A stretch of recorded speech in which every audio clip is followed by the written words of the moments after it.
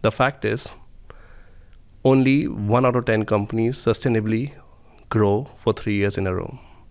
Interesting. And that's where the role of consumer centricity becomes much more important. Because the needs, and all of us are consumers, right? Our needs are evolving, and our needs are evolving much faster than they had ever been.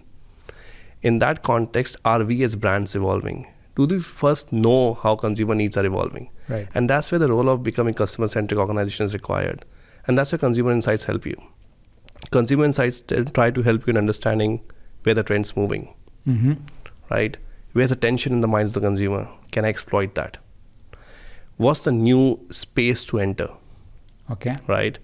It tells you in a world where everybody says there's a budget pressure, am I delivering the right ROI on my media mix, on my campaigns, on my creatives? Am I delivering a superior experience that delights my people to come back to me again, both product, services alike? Right. So net, if you don't know what consumers feel about you, about the category and how they're moving fast, you're going to be a laggard if you don't know that.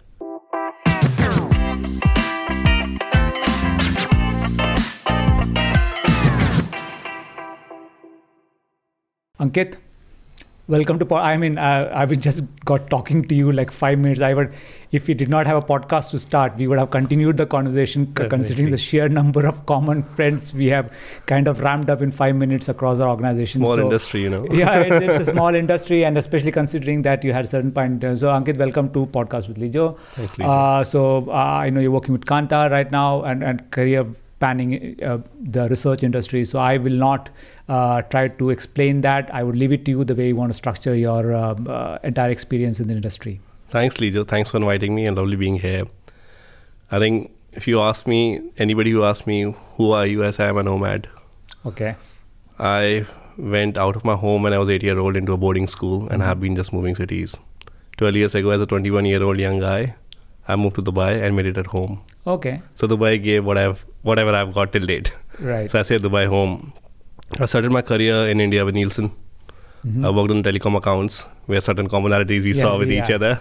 So Shivani and Rahul, if you worked, here's Ankit. So yeah. So we have worked a lot of stuff on those days, those good days of telco. Post that I moved to Kantar, erstwhile TNS in those days in Dubai, and started servicing a lot of CPG retail, a new space for me. Yeah. But over the years, I got specialization into CPG and retail and did a lot of work with government sectors. Okay. Around a lot of policy making, where we also worked with a lot of our counterparts sitting in UK and worked with a lot of bigger entities here to build policies. So which years were those? 2015, 2016. Okay. And post that, I moved into a client side role, which was very new to me, but my love for CPG retail brought me back. Interesting. To Kantar again. And from that last 6 years, I think I've had very different roles. I started with a P&L head, specialization on certain drivers of growth or growth drivers, like being a champion for brand advocates, building up the whole part of client business partner role for certain key accounts and how to bring best of insights to them. And post-COVID, things changed, and things changed for everyone, and they've changed for good, where I started looking at multiple roles. So today, I am a client partner for certain key accounts for Kantar, where I look at everything that Kantar can help them to deliver. Okay. So I'm a bridge between insights to activation. Okay. So kind of filling a consultancy role which gets lost out, or advisory role which gets lost out between agency and client. I have a vertical role where I lead brand innovation shopper domain for Kantar in the Middle East. Right. More so the innovation in shopper, because everybody knows Kantar for brand. Right. Innovation is a big thing, and innovation leads to creating meaningful different brands. So I'm focusing on that. Plus around shopper, we have changed the game in the industry.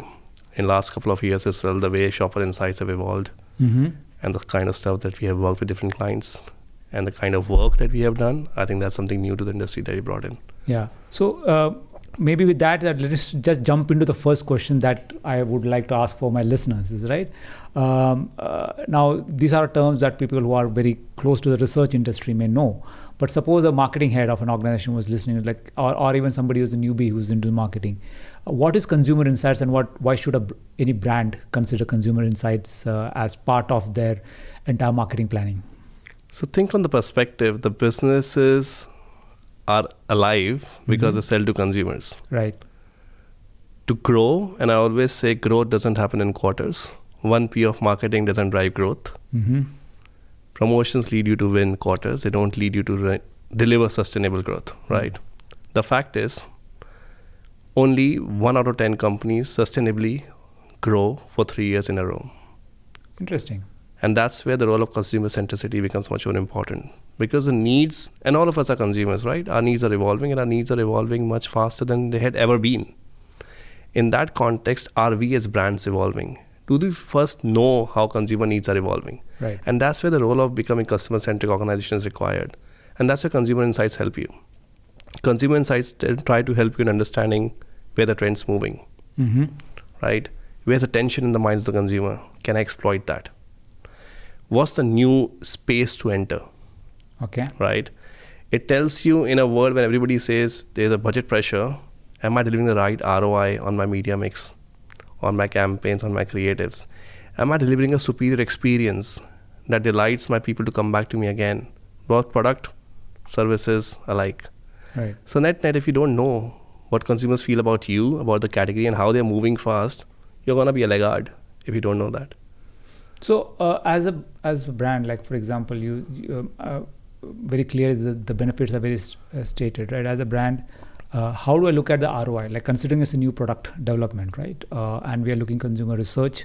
How do I sell it to my CMO that, okay, we need a research agency like Kanta to get the better ROI kind of on the approach that we are taking?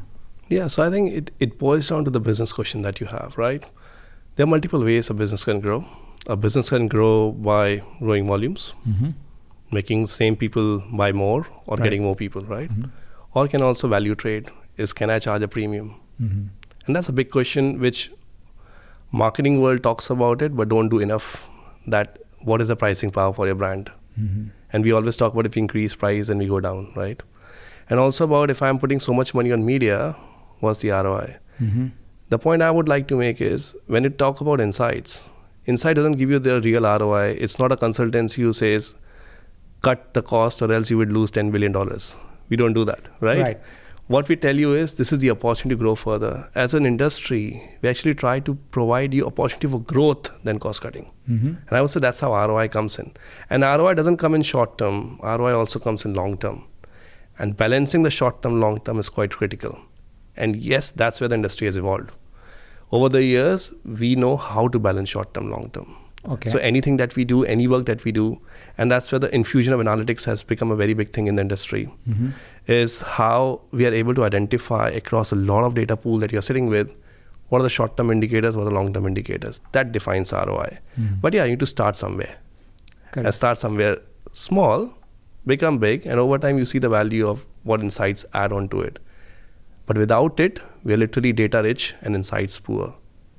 Interesting. So I always keep hearing this thing like you should be not data influenced or not data driven completely. So that the softer thing. So do you do a mix of like for example, how does the shopper insights take place for a brand, right? Do you have consumer studies? What is the approach that you take? And more importantly, I know you cannot take brands names, but kind of case studies that proves the point that it does deliver ROI in the short and the long term. Yeah. So if you ask me, shopper insights was something lost in the whole of marketing world for last few years. And I've been in the region for 12 years and I can say that. Post-COVID, when things change, and that's where understanding consumers or shoppers is important, people started moving online. Now what to do? You never know anything about it. Now with inflation, we never knew what's going to change the macro environment. Inflation came up, people moved to discounters. Yeah. Today, Viva is the fastest growing discounter in UAE. It's a discounter, right? That's we have seen in Europe. So that's where, firstly, we start looking at how trends evolve. A lot of my stuff that I understand from my perspective is a lot of stuff comes from Europe here in terms of trends. That's the first place. Second is about where are you in that journey. So when we talk to clients on Shopper Insights, it's simply, for somebody who doesn't know it, Shopper Insights is simply how people shop, where, when, and why. Do people had no Shopper Insights before? I would be wrong to say that. They had. They continue to have it. The medium they had it, and they continue to have it, was using behavioral data, market share, penetration, which Kantar plus different agencies provide, right? That's important to have because that's a key KPI for short term. In my view, when I talk to clients, is having a behavior data with no context makes no sense of that data. It's a data. with no insight. You can use it for certain tactical activations. You cannot use it to build the whole context of how your brand is consumed. At the end, think from the perspective, we all are shoppers. We go shop because there's a need. Till the time I don't understand the need and marry that with how they shop, I don't know how that outcome was the way it was. And I'm only focusing on the outcome today with the behavioral data. And that's why Shopper Insights has actually taken a lot of place in the discussion that we have in the last 2 years. Like I have done more than 50 odd projects in the last 2 years, that I have never done in my career. Wow. So that's the extent of how, and working with local and global clients alike in multiple fields across the region. So what it actually does, and I can give you a couple of case studies where we tried to use multiple methodologies. Obviously, in pre-COVID era, it used to be, let's talk in the moment to shoppers, inside the store, exit interviews, observations. Good, we do that. Not every time retailers would allow you today. Okay. Now, again, understand the context. The context is people are moving online, people are going to discounters. People are moving from traditional trade to modern trade. In that way, can you, by understanding the whole logistics of feasibility part, can you do that kind of methodology everywhere? No. It's not feasible. Right. So you need to understand where you are in your journey. Either you have said a brand A is clear that they want to partner with a retailer A. They want to do a joint business plan. So we need to do a category management. Yes, I can do those methodologies inside the store for that particular player. But most of our clients that we have seen in the region are trying to understand how the behavior is changing in the O2O world. By O2O world, I mean omnichannel world. They want to understand, why do people choose different channels? Where is my brand winning and why not? Is the profile different? Right? Is the mission different? And hence we try to do a shopper UNA kind of a survey to understand the overall connected shopper journey. The difference versus before is we today try to activate consumer demand moments to the shop floor. So what we are trying to change the narrative in the market is how we bring brand marketing, trade marketing together. Let's stop the silos in where you run the business. Yeah, it long overdue. Right? They just the transaction. Yeah. So today, if I'm working, a brand marketing team has done consumer typologies. This is my consumer. That's XYZ. This is what we define. These are 5 demand moments, right? The thing is, you have to activate that in the store. Absolutely. You have to sell. Sorry, it's good. You have to sell, right? That's how business grow. And you sell profitably at the right place. That brings margin for you and the retailer. Otherwise, because retailer is not interested to grow your brand, is interested to grow the category. Absolutely. And they're hungry for suppliers to bring insights because they are sitting with more behavioral data than you are sitting with. Yeah. So they're looking for suppliers who bring insights. So that's where a lot of work that we have done. And I would highlight a couple of case studies where we used a mix of exit interviews, observations inside the store at the aisle, plus passive measurement where we gave mobile phone for somebody to keep in the pocket. No questions asked, just move around, do your normal shopping. Okay. Once you came back, we ask you certain questions, not directly to how you moved around, but we try to correlate that. So one of the findings was one of the retailers was in one category not winning in a category. That came from the market share data. Right. They are not the biggest ones, though they are the biggest retailer, but not big in this category. Okay. And when we did exit interviews, we figured out their aisle was not noticeable. Okay. Now, when you combine that data with the part tracking, what we figured out was if people go, the higher probability people go from right to left, that category which we are talking about is a high value category that never came in the eye level. Wow. I would assume that that's kind of a very basic information a retailer would have, right? Right. So they had a different category. So it was just flipping the aisles. Okay. Right. Because you have 2 entrances. You don't know how the people go about it. Yeah. You put an aisle in the hot zone, but the aisle is not at the eye level. So it doesn't create an impulse. While the other retailer who was actually growing the category had a lot of displays outside the aisle. Okay. So they had 23 displays versus 6 displays. So they were actually intercepting shopper every time to sell this category. Wow. So that's one kind of insight that can emerge. So that actually did quite well. The second is also, we don't even stop at insights today. We really deliver a Catman solution. So we deliver insights, understand how people decide inside the store. We take it to a next level where we take EPOS data. So a brand wants to partner with a retailer. We have the shopper insights, how shoppers shop, how's their decision hierarchy. Then we take the EPOS data of the store from the retailer, the actual data for the category. We take the market data, which the client is sitting with. and we try to use VR and algorithms to create a Catman. That actually, and that's where the AI and VR comes into play. So for our listeners, if you can explain what is Catman? Okay, so Catman is a category management solution. So when you go to the shop floor, you're going to an aisle. Yeah. There are two people who go to aisle. One who is searching. That person has decided, I want to buy brand A, format B. Right. What is your role as a retailer? To make them pick it up quickly, move out. One other myth, which I discuss when people say, make them spend more time aisle. Nobody wants to spend more time at the aisle. Sorry, it's boring.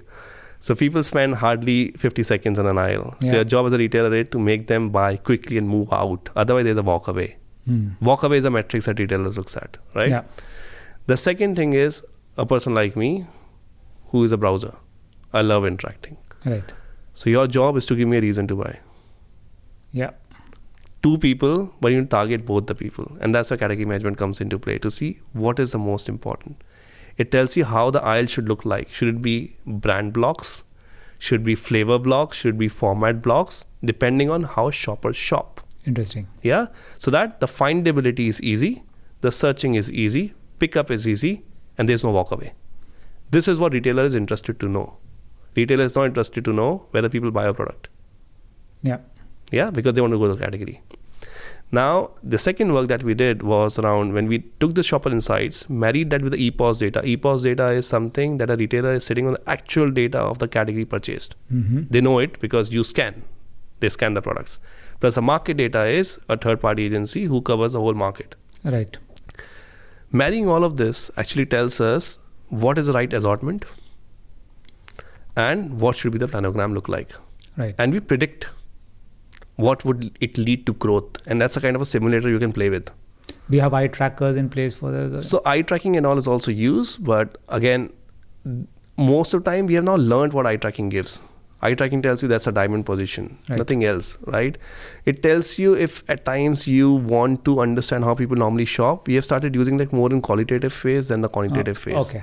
Though at times people believe eye tracking gives you shopper decision hierarchy, it actually doesn't. And we have a huge thing about, and every time this question is asked to me on a daily basis whenever Right. a shopper brief comes in, Yeah. right? And my point is, eye tracking would give you this output, I know. Right. Because that's what eye tracking does. That's a diamond position in the shop floor. That's how people look at it. But it doesn't tell you that that's how people decide. Right. To give an example, a person wearing an eyeglass and you see they're looking from right to left. And you would say that's how people look at it. Could be, but the other scenario could be he's looking for a product which he's not finding. Correct. You all have is the input, and what is the thought process is something You that's don't know. lost in the. Yeah, so eye tracking doesn't give you decision hierarchy. Though many clients come and do tell me, why don't you do eye tracking for decision hierarchy? It doesn't give. And I was in a call last week with somebody on the same topic. Okay. Yeah. So when we look at the category management, we try to compare all of these data sources, combine them together, build holistic insights to say this should be the category, this should be the planogram, this should be the assortment. And in one of those studies, we actually reduced the assortment. We said you don't need to have 126 SKUs, work with 104 SKUs. Okay. And the category grew over 5%. We broke the myth that more is merrier on the store. Oh yeah, I think even e-commerce players kind of are learning that the hard way. Yeah, so more is merrier is a normal thing that retailers go with. That's not the case. You dilute the experience. That brings me to another point. Across the work that we have done in the last 3-4 years, experience is the biggest thing. And you can divide experience in two ways, functional and emotional. Function is purely people are going to a store where it's a one-stop shop. Right. They can buy everything, wider assortment is there, what they need. But that's very stock up. That's functional experience. Yeah, cashier is easy. You have those self-payment now. So all those are functional experience. The second part is the theatricals. And what we have seen is, yes, both these occasions of shopping is increasing. Their value is also increasing. So the basket size is actually much more. So the more you give experience, the basket increases. Okay. So investing in theatricals across the path to purchase, intercepting shoppers with a reason to buy, creates impulse. Most of our healthy products, people have an attitude to buy healthy products. They don't behave to buy healthy products. If you intercept and give them a reason at the moment of truth, they end up buying it. Yeah. So those are certain nuances where you intercept shoppers to value trade a category. quick question on that. So why has it changed? I mean, that's the more question that comes like why has it become theatrical? Is it the influence of social media? Did it like people are like how has it changed? Because why is the theatricals more important right now? So shoppers pre-COVID, shopping was monotonous. People didn't enjoy it. Today, with the generations and everything, more so younger people, they're exploring. And that also showcases very much in their behavioral data. If you look at most of the categories, people are now consuming more categories than they were consuming before. Fair enough. Right? They're consuming more brands in a category than they were consuming before. So people are always experimenting. They're looking for something new. Right. There's a lot of boredom that happens with the same product if you don't give the same experience. Exactly. And experience is everything. If you look at every facet of life that we are going with, experience is everything. Right? My wife doesn't go with me for shopping for the last 5 years. She doesn't. She says, you put so much time. So she is very much around functional. I'm very much around the emotional part of it because I want to see that experience. And it allows me to actually have a bigger basket. No, I think you're biased because of your shopper inside your business point of view. You spend much more qualitative time into okay, what happened. Yeah. So true, it happens. Right? Yeah, that's the feel. And then you also observe people and talk to them and how they go about it. So certain nuances still remain the same. They don't change. But that's the expectations. Because the theatrical actually gives you a reason. So I was in a call with a CEO today and we were talking about you have 60% market share. What can you do? Can you increase this funnel better? No. How can you drive moments? How can you drive frequency? That's a challenge with all the retail, all the categories today. It's not penetration, it's frequency. Yeah. Especially in a market like UAE, penetration is that much only. So how you drive frequency, drive occasions, where would that be? People, the fact is, the number of times people are going to shop today has reduced. You have lesser touch points to interact with the shoppers. One missed touch point is the biggest lost opportunity. Now you need to maximize. If I go 3 times in 6 months to shop, you need to maximize those 3 times because if I miss one, you have missed 20% of the overall year. Right. Yeah. So how you activate inside the store to give reasons for people to buy. Make a product which is versatile, usable in multiple things. Make a value add because that's how people create a value. People come and talk about it's a promo war. People always look for value. Right. Yeah. And that has always been the thing. It's about value. That's the reason premium brands sell. Otherwise they would not sell. So very interesting, just changing a little course because now there's so much of data, right? So and I think with the AI coming in there, as you said, I remember part of the conversation was context, right? Getting the context of why did they buy, because that's missed in the entire jigsaw puzzle, right? What is the context? But all you see is that somebody picked up something, but what was the context under which they picked up? Yeah. Is AI helping you do that more? Like, is it giving a better context? What are the kind of different tools that you use to make sure that, like with AI, that's going to change the conversation around consumer insights? AI is here. Yeah. We're already using it. Yeah. And I think everybody's investing into it. It's not running away from it.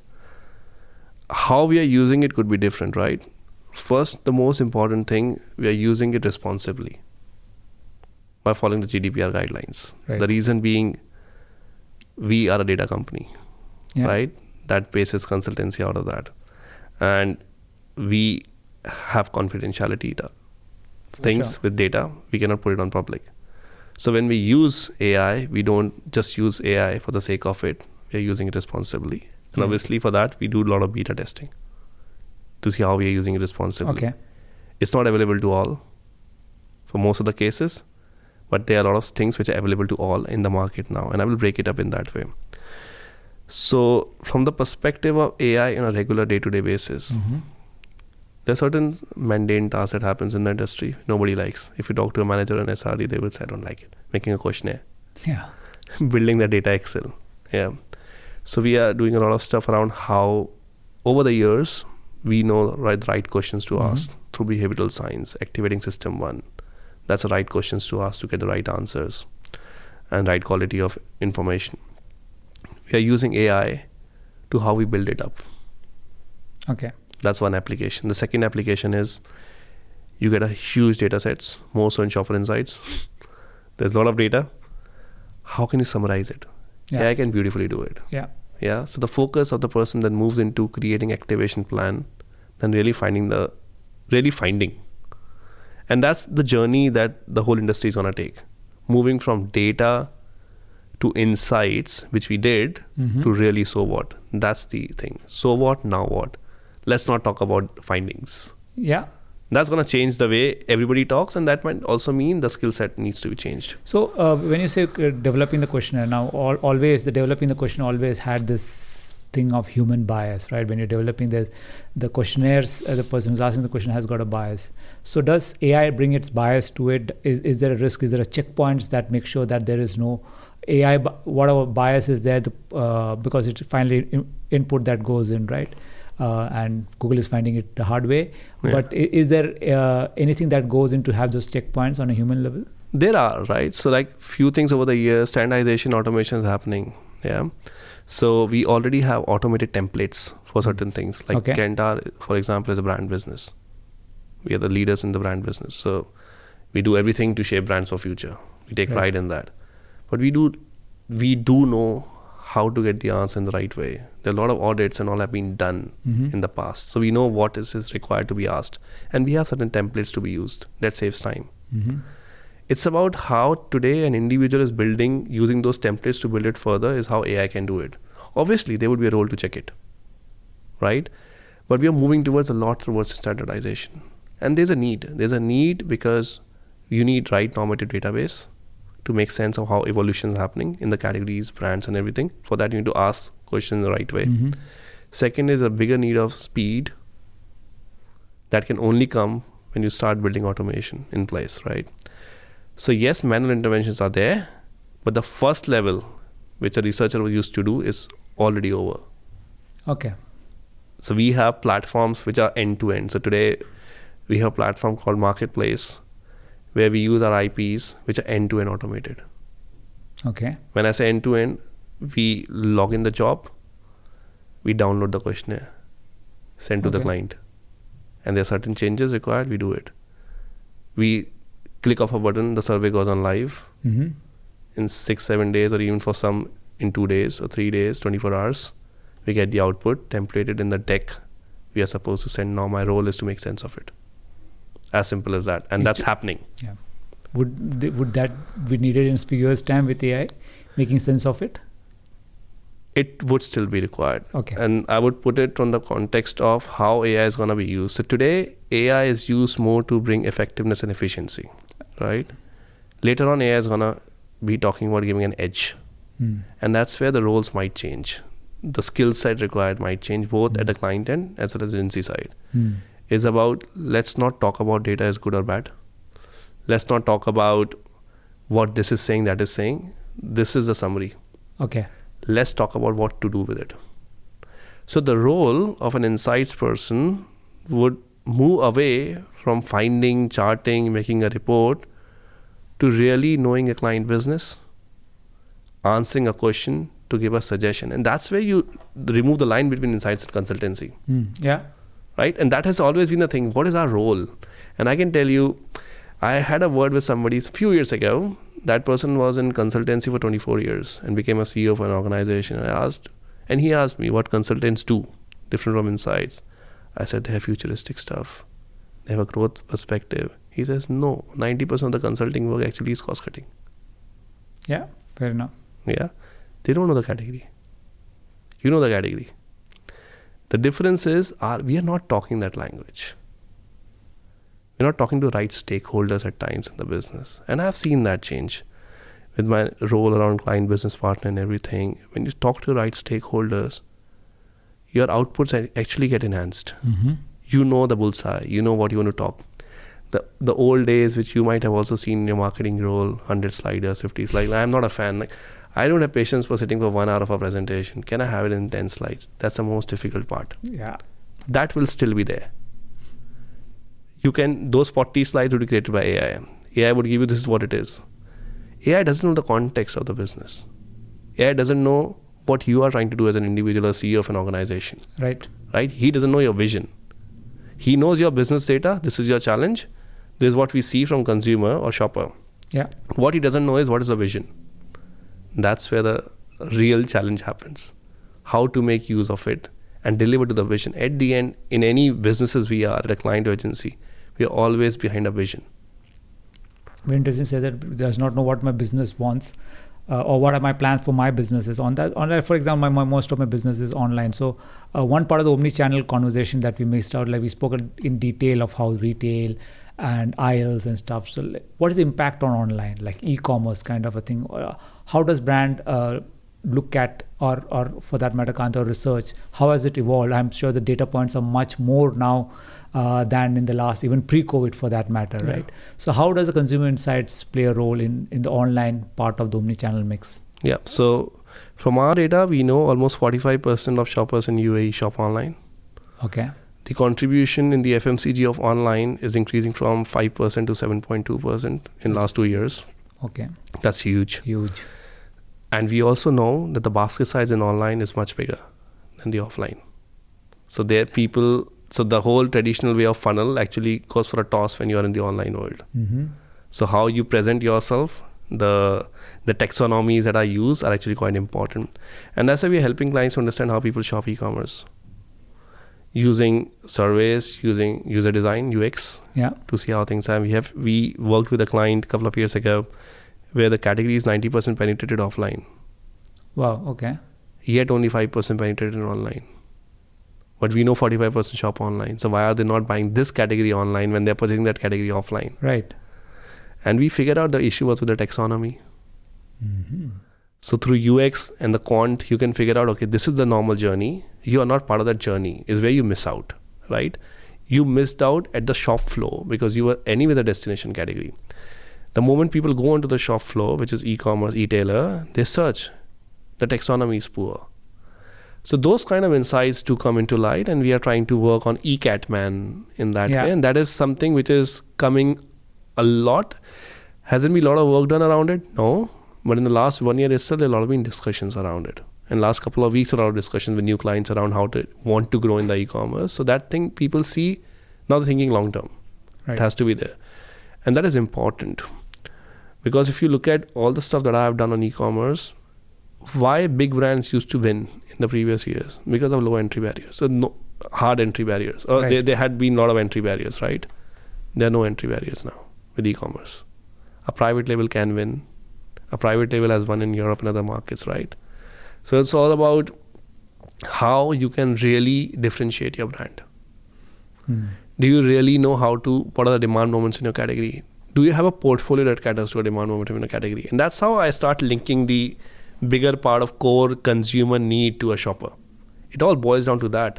Because if you don't differentiate your brand, if you're not your portfolio doesn't cater to the evolving demand moments, doesn't cater to a consumer typology or the psychographics they're looking for, then people would buy what they get.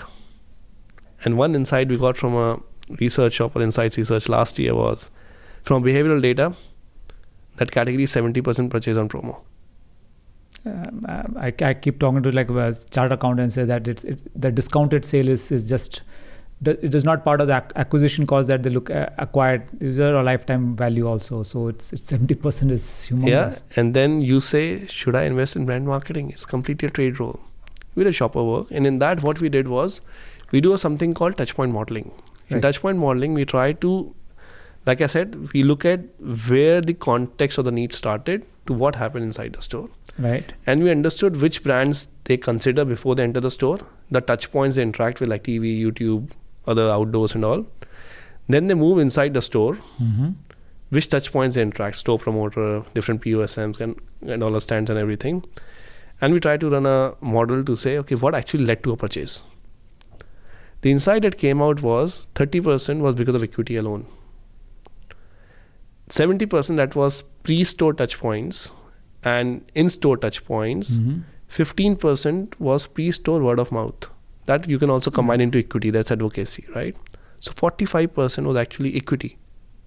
And the client was not investing into equity for that, thinking it's a promo-driven category. I need to protect my margins. I need to sell, grow my market share. But the fact is, if you look at the other data set from the same survey, is that people, yes, they bought on promo, but they bought within the brands they considered. Yeah. So the role actually is much more of brand marketing than trade today. The reason being, if you are not differentiated, as a shopper, I would always buy for the cheaper. Because for me, a brand A, B, C are same. So whosoever is cheap, I would buy it. that doesn't mean there's no role for brand. Actually, that is where the role of brand actually needs to be there. How are you differentiating? Yeah, it's quite, that remains the biggest challenge for any of the brands. That's the differentiation, because how does like a brand decide, like now you went and sold this to the brand, right? This insights about this thing, right? Now they have to remove discounting to test or work on the brand advocacy part of it before removing the discount. Is it a tough sell to organizations to make this huge shift change from discount oriented selling to a more brand oriented selling? I would say people are more receptive to it now. Okay. It takes time. Yeah. Okay. You cannot change the behavior in one go, right? There's a process, right? The first thing is like what we said, go back, look at your brand tracking. And people say, and that's why brand tracking is important. See, are we even differentiated? What actually drives differentiation in the category? Are we differentiated enough? If not, what are the levers we need to differentiate ourselves on? Could be anything. Product, could be comms, could be packaging, sustainable packaging, whatever. Figure out what drives differentiation, can I drive it? The other thing that we started the talk with is about pricing power. Yeah. Test what is the pricing power. Does your equity allow you to be premium? If your equity doesn't allow you to be premium, no, we are not telling you to go outside the promo war. Yeah. But you need to build equity, build price premium, right? With one of the clients, they did with the whole inflation issues that happened in the last 2 years, they actually increased their prices inside the store and reduced the marketing budget. That clearly was evident from the brand tracking results that the perceived price, which people believe they pay, had increased, but the worth was declining. So the premium positioning of the brand got for a toss. So now people don't think at that price you're premium. That's a wrong strategy. Okay. But we are not saying go for promo or stop promo. We are saying test, build your equity, then test whether that equity supports a price premium, then charge a price premium. I can almost imagine a fight in the room between the trade marketing and the brand marketing guys trying to get to a conclusion. And I guess with mapping the consumer with on a similar basis makes them, if the attributes are right. So is it easy to give like with consumer insight? Because one of the biggest things we face challenges in the digital model is the attribution, right? Now in this entire, so many touch points that's there. Is there any sure sort of way of kind of attributing or attribution model that you can talk to organizations? I would say we do a lot of work around total media ROI. We call it as Lift Plus, where in the whole world of cookie-less, a lot of data-rich, unstructured data we are sitting with. Yet I don't think our region has yet evolved. We talk about it, we don't do it enough.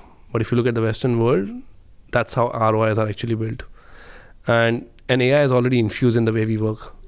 So today, we don't only talk about MMM from the perspective of short-term ROI with the sales. We also talk about long-term ROI. Right. So to marketers listening, we listen to what you do, right? So at times you will feel, okay, I did a great ad, that should have built my equity, didn't build my short-term sales, it's okay. So we marry both. We try to see, okay, there's certain platforms, certain campaigns actually deliver short-term. There's certain campaigns, certain platforms that deliver long-term. And we need to differentiate that, right? So we do that today. Plus we go an extra level where with a lot of mergers and acquisitions that we have done over time is we go deeper with the attribution modeling, imagining a cookie-less world where we don't even only say the ROI from TV is X. We say by channel. Wow. That's how attribution modeling comes into play. That's available and we are doing it. For the clients who are doing it are actually benefiting. A couple of studies I have done in the last 2 years where one we figured out with the same budget, because the client said I'm going to increase the budget. How can I maximize it? By shifting certain monies from one medium to other, they're going to grow by $3.2 million extra revenue. That's ROI is where we started to talk with. Wow. How much we do that much work? Not enough. When we talk about ROI, there's a kind of work we should do. And this doesn't limit us from the perspective of controlling variables.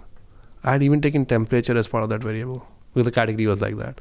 We figured we had 45 factors or variables into that overall scheme of things. Right. Right. So whatever input is can go into. And I think variables is something that you keep on working, right? Because it keeps on bringing in new variables into because variables is an assumption to what you start with. Yeah. So we build up and we don't stop. We look at macro behaviors and everything. Like I gave an example of temperature, because the category was like that. It was perishable category. So Okay. temperature was also important. Temperature could lead to how sales are moving up and down with summers or winters or whatever Yeah. stuff, right? And the other thing that I recently worked with a client was, there are few clients who are already there working, is about how to relook at the whole media mix, where the outcome was 180 degree to what they do. Oh. And when I mean 180 degree, literally 180 degree.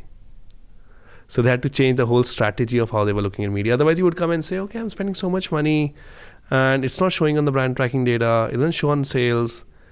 Then there are two variables you need to look at: whether your media mix is right, or is your creative right. With one of our clients, we figured out most of their creatives had a wear out. Okay. So if you have a wear out, people are irritated watching your ad. They don't want to see the same campaign. Please, can you revise your creatives? That's another thing which doesn't happen in our market a lot. I can think of an insurance brand on radio who's where I won't. I can understand. So annoyed. So complete wear out of Right. of the equity. People don't realize that. They Yeah. think about, okay, I'm spending, it should uplift. Right. Not always. And that's where two things. One is the whole part of marketing mix and creative. When we look at marketing mix, we look at short term, long term, we look at creative, Mm-hmm. because a lot of databases suggest from our end, 50% impact actually comes from the creative quality. Wow. And that's the importance of creative. MNCs do give importance. There are a lot of players who still don't do in this region. Yeah. And that's where AI also comes into play. We don't test it. Over years, we have developed with a lot of databases through our meaningful data. We know what a good creative would look like. So today, we have something called Link AI. We can give you results in hours. Okay. So the thing which people used to say, I don't have time to test it, send us a video, we'll put it and give you the results. And it's across platforms. Simulator across platforms. It's any video format today, Okay. right? We can do that for concept. So that's how AI is already built in, using our meaningful data. Yeah, I think it's a matter of time before. I think it even before the testing space, right? Giving me a best. That's what I'm saying, before the testing phase. Oh, okay. So today, Fine, if okay. we for years, we had moved to 3 days of results. Right. Today, we have an AI, we can give results in hours Wow. with the same database.